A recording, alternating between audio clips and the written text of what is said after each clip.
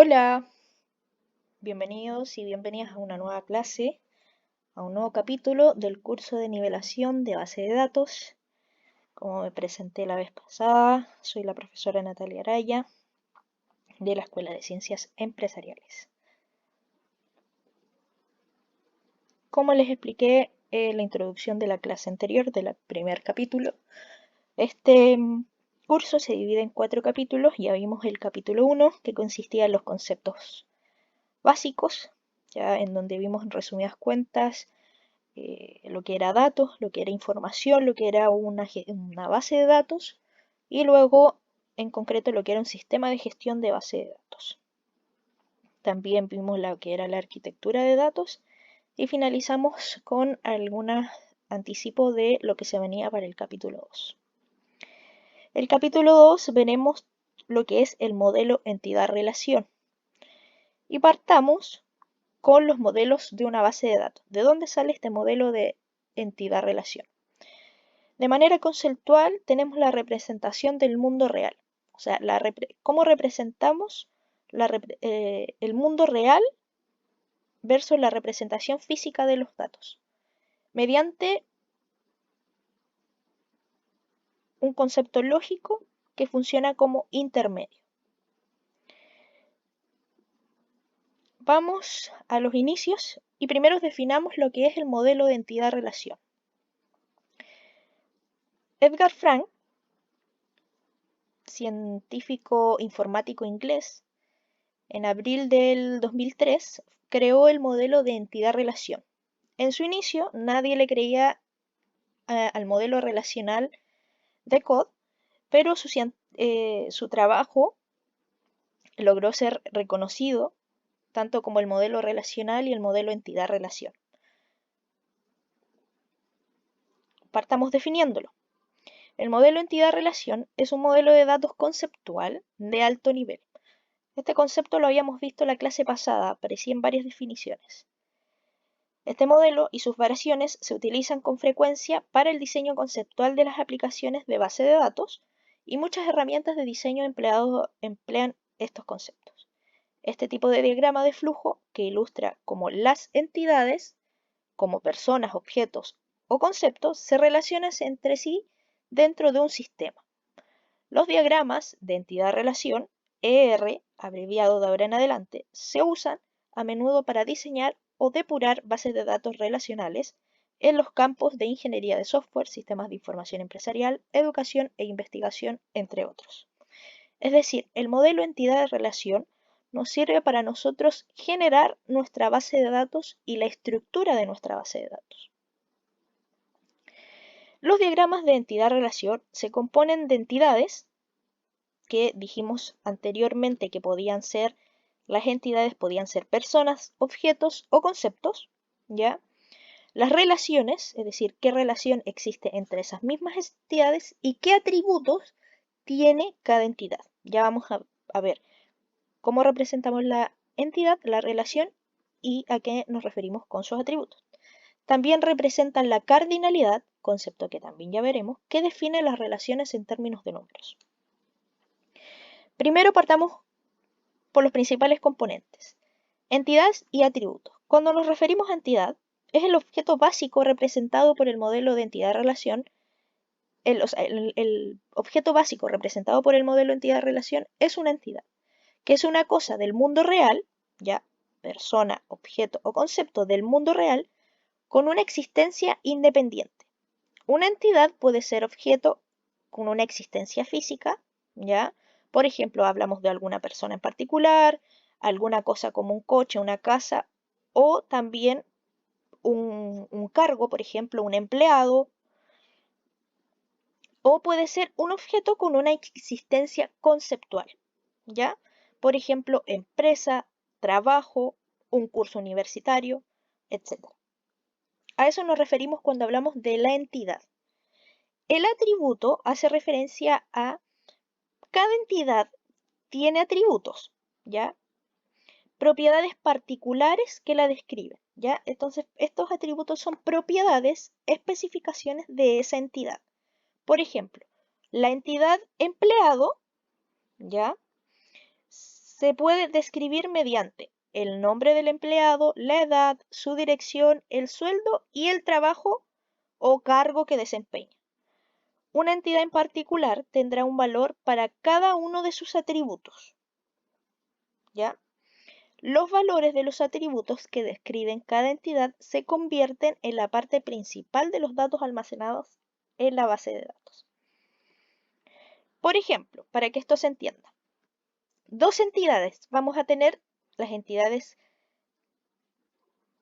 un ejemplo, digamos, clásico, un ejemplo básico. Tenemos la entidad empleado, que es representado por E1, y la entidad empresa, que es representado por C1, y sus respectivos atributos. La entidad empleado tiene el atributo nombre, ya tiene el atributo dirección, edad y TIF casa, ¿ya? Entonces, nosotros rellenamos esta base de datos, ¿no es cierto? Entonces el nombre va a ser José Pérez, la dirección va a ser Rivera del Sena, etcétera. La edad son 55 y este código, ¿ya? Dentro de la entidad empresa vamos a tener que tiene el atributo nombre, sede central y presidente, ¿ya? Y nuevamente rellenamos la base de datos. Yo puedo ingresar Sunco como nombre, la sede central está en Madrid y el presidente es José Pérez, ¿ya?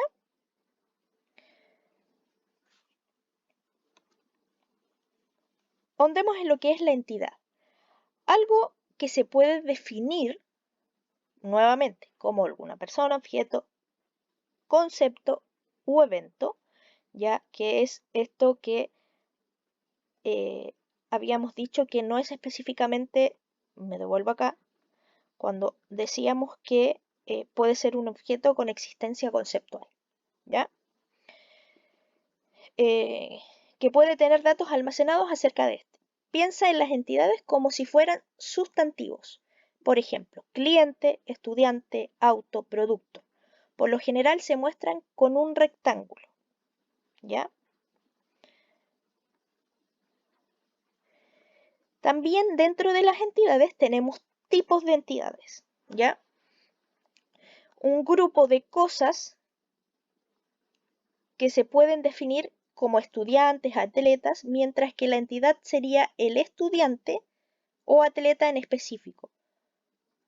Otro ejemplo son clientes, autos, productos, ¿ya? Entonces, el tipo de entidad vendría a ser los estudiantes y la entidad en sí vendría a ser un estudiante en particular, ¿ya? Y conjunto de entidades es igual que un tipo de entidad, ¿ya? Pero se define en un momento determinado. Por ejemplo, estudiantes que se inscribieron en una clase el primer día. Otro ejemplo son clientes que realizaron una compra en el último mes. O autos registrados actualmente en Florida. Un término relacionado con una instancia en los que una persona determinada o auto específico podría ser una instancia del conjunto de entidades. O sea, del tipo de entidades, por ejemplo, de estudiantes, ¿ya? Hay ciertos estudiantes que vendrían a ser este conjunto de entidades que realizaron algo en algún momento determinado, en algún tiempo en específico, ¿ya? Ahí hacemos la diferencia entre tipo de entidad, entidad y conjunto de entidades. También tenemos categorías dentro de las entidades. Las entidades se clasifican en fuertes, débiles o asociativas. Cuando hablamos de entidades fuertes, se puede definir únicamente como por sus propios atributos. En cambio, una débil no. Esto quiere decir que una entidad fuerte ya está dada por sus propios atributos. La entidad débil no se va a caracterizar únicamente, no se va a definir por sus propios atributos. En cuanto a la entidad asociativa, es aquella que relaciona entidades o elementos entre dentro de un conjunto de entidades. Recién hablamos del conjunto de entidades. Entonces, dentro de ese conjunto de entidades, son entidades que se relacionan, ¿ya? Por eso se le llama asociativa. Las entidades fuertes o débiles van en el rectángulo, como lo habíamos dicho anteriormente, se representan principalmente por un rectángulo, y las asociativas van con un rombo.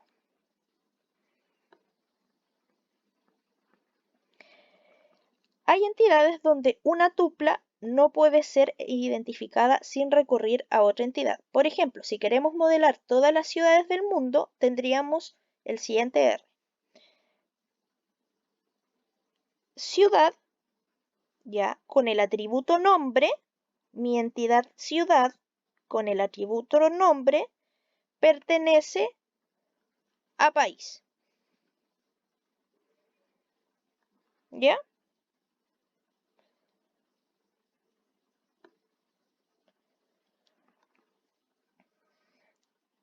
También existen claves dentro de una entidad. La clave, estamos viendo la parte conceptual, ¿ya? Luego vamos a ver esto cómo se ve reflejado en un modelo. Se refiere a un atributo, la clave de entidad se refiere a un atributo que únicamente define una entidad en un conjunto de entidades, ¿ya? La clave de entidad es un atributo que hace única, ¿ya? Que hace único, ¿ya? A esa entidad dentro del conjunto de entidades.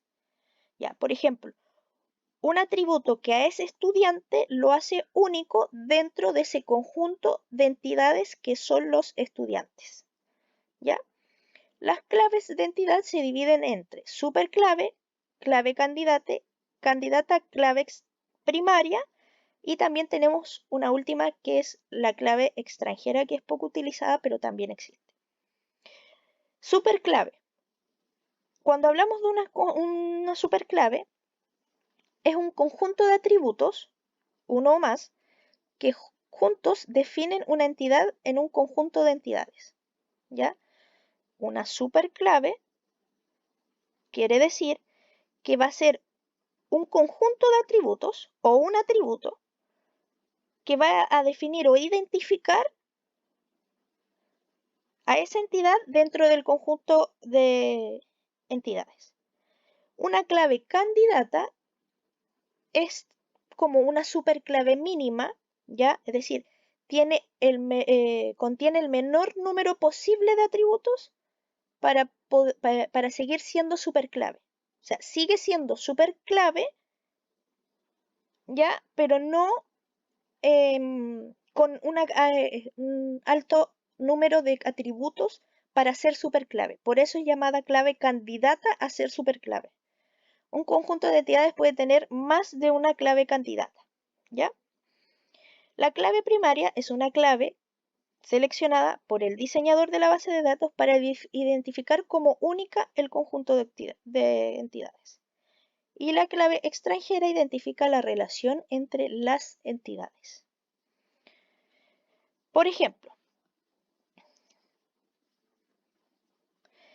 cuando hablamos de la clave primaria y nos vamos al lenguaje de bases de datos, hablamos de la primary key, ¿ya?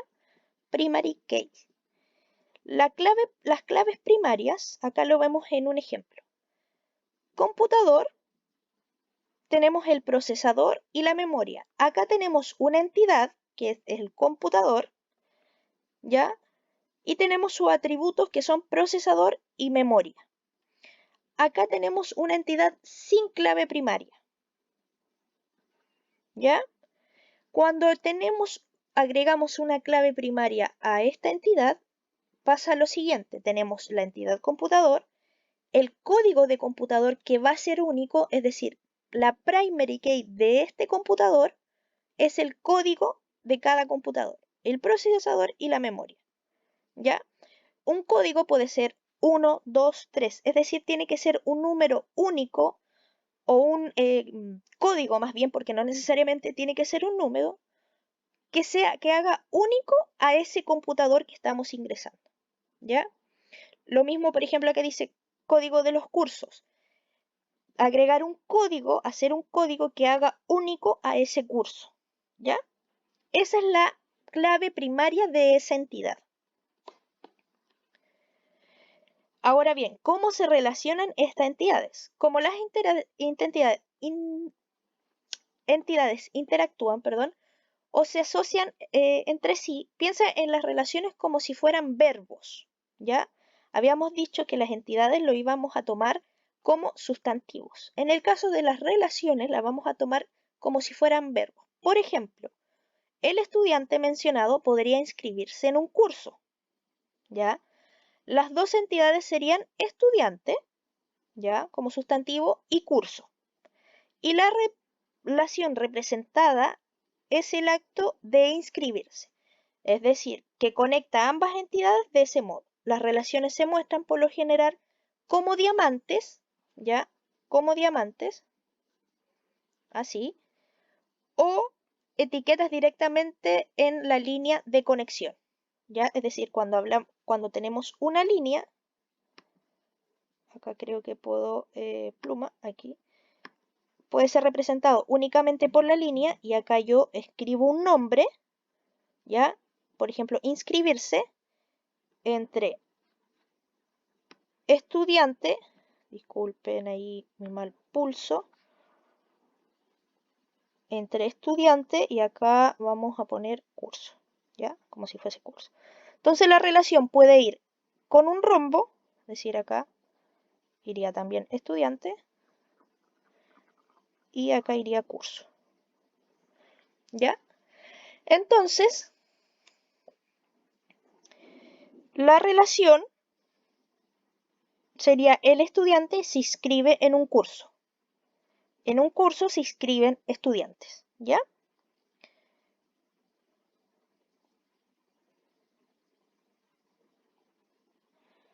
Vamos a limpiar la pantalla para que no quede esto ahí. Ok. Y hay tipos de relaciones también, como por ejemplo la relación recursiva. La misma entidad participa más de una vez en la relación, ¿ya? En entidad-relación, la mayoría de las relaciones son binarias, ¿ya? ¿Qué quiere decir esto? Proyecto, código proyecto, esta es la cardinalidad que ya la vamos a ver, se relacionan por horas, ¿ya? O sea, la relación está dada por las horas en departamento, ¿ya? El proyecto, ¿ya? Dedica cierta cantidad de horas, ¿ya? En el departamento, ¿ya?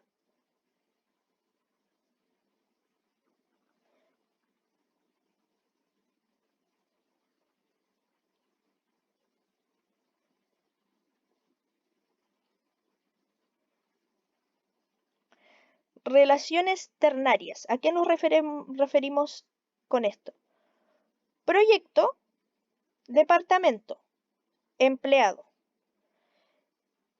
El empleado también interfiere entre la relación entre proyecto y departamento. El empleado también dedica horas al proyecto y al departamento. El N quiere decir entre una y muchas, ¿ya? Luego vamos a ir viendo el tema de la cardinalidad. Ahora pasemos a lo otro, los atributos.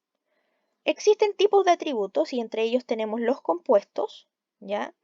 Los cuales están compuestos de más de un dato, por ejemplo la dirección, es decir, la dirección tiene el nombre de la calle, ¿ya? La ciudad y el número. Por lo general, se recomienda separar en más de un atributo. Es decir, si tenemos, creo que no, a ver si puse con nombre, aquí. Aquí hago el mismo ejemplo.